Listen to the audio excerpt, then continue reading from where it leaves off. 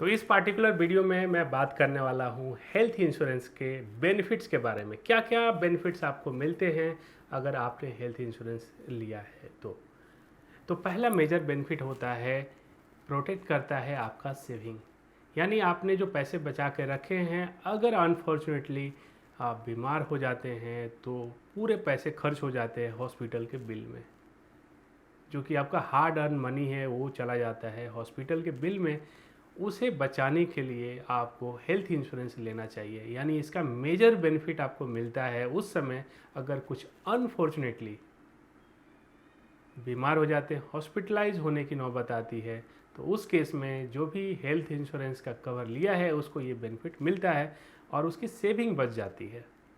यानी जो भी हॉस्पिटल के बिल वो सारे मिलते हैं, जो भी एक्सपेंसेज अदर एक्सपेंसेज होते हैं जैसे डॉक्टर का चार्जेज, ब्लड के चार्जेज, इवन एम्बुलेंस के चार्जेज और इससे रिलेटेड जो भी खर्चे हैं वो आपको हेल्थ इंश्योरेंस के थ्रू या तो रिम्बर्स होता है या तो कैशलेस के थ्रू आपको इसका बेनिफिट मिल जाता है और आपके सेविंग बच जाते हैं।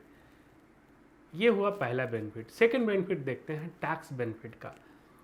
टैक्स बेनिफिट आपको अप टू 25,000 रुपीज़ तक का आप टैक्स सेव कर सकते हैं। अगर आपकी अर्निंग टैक्सेबल है तो ये अंडर सेक्शन 80D में आप इसको क्लेम कर सकते हैं। अप टू ₹25,000 तक का क्लेम आप अपने लिए और आप अपने फैमिली को मिला के जो फैमिली फ्लोटर प्लान लेते हैं उसमें इसका डिडक्शन आप ले सकते हैं।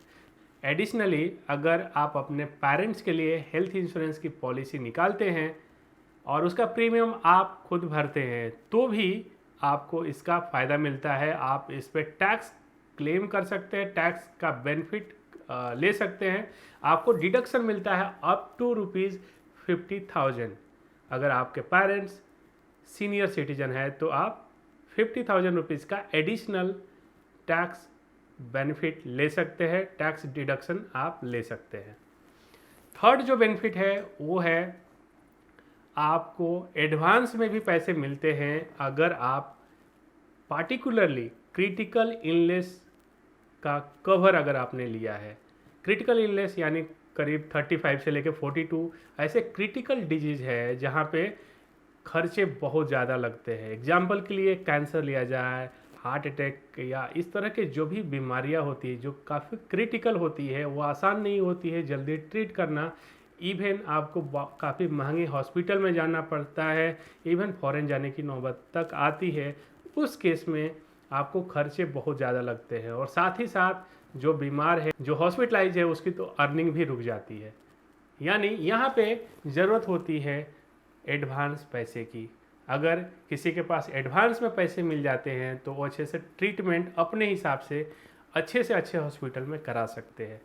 मान लीजिए किसी ने क्रिटिकल इलनेस की पॉलिसी निकाली है और कैंसर डिटेक्ट होता है। इस सिनेरियो में जो कवर अमाउंट है, सपोज यहाँ पे अगर कवर अमाउंट 25 लाख रुपीज़ का था तो यहाँ पे 25 लाख रुपीज़ तक का क्लेम डिटेक्ट होने पे ही मिल जाता है। यानी यहाँ पे किसी भी तरह का बिल, हॉस्पिटल का कोई बिल की ज़रूरत नहीं होती है, पैसा हॉस्पिटल को नहीं जाता है। इसमें जो जिसके नाम पे पॉलिसी है, जिसके नाम पे ये कवर है, उसको ये अमाउंट एडवांस में उसके अकाउंट में क्रेडिट होता है डिटेक्शन के बेसिस पे। यानी अगर डॉक्टर ने अगर लिख के दिया है कि ये डिटेक्ट हुआ है, रिपोर्ट्स में ये पता चला है कि इस तरह का बीमारी डिटेक्ट हुआ है, तो उस सिनेरियो में जो पॉलिसी होल्डर है उसके अकाउंट में ये पैसे क्रेडिट कर दिए जाते हैं इंश्योरेंस कंपनी के द्वारा।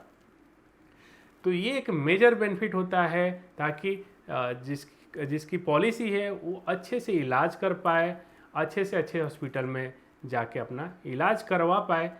ये बेनिफिट होता है। प्लस चूँकि यहाँ पे अर्निंग रुक जाती है तो अर्निंग को रिप्लेस कर देता है ये। यानी अगर उस समय अगर जो अदर एक्सपेंसेज है उसका टेक केयर करता है। अगर क्रिटिकल इलनेस कवर किसी ने लिया है तो उसको ये फ़ायदा मिलता है कि उसके अकाउंट में एडवांस में पैसे आ जाते हैं और आगे का जो एक्सपेंसेज है वो देख लेता है। प्लस साथ ही साथ अगर हेल्थ इंश्योरेंस के अदर जो बेनिफिट है वो तो मिलेंगे ही अप टू सम एश्योर्ड, यानी अगर कवर 5 लाख या 10 लाख का है तो 10 लाख रुपए तक का जो कवर है वो तो हेल्थ इंश्योरेंस के कवर से ही मिल जाएगा। ये जो अमाउंट है जो 25 लाख मैंने बताया, अगर किसी ने ये कवर लेके रखा हुआ है क्रिटिकल इलनेस का तो ये पैसे एडवांस में मिलते हैं। साथ ही साथ जो हेल्थ इंश्योरेंस का बेसिक जो कवर अमाउंट है वो तो हॉस्पिटल के बिल के बेसिस पे मिलने वाला ही है।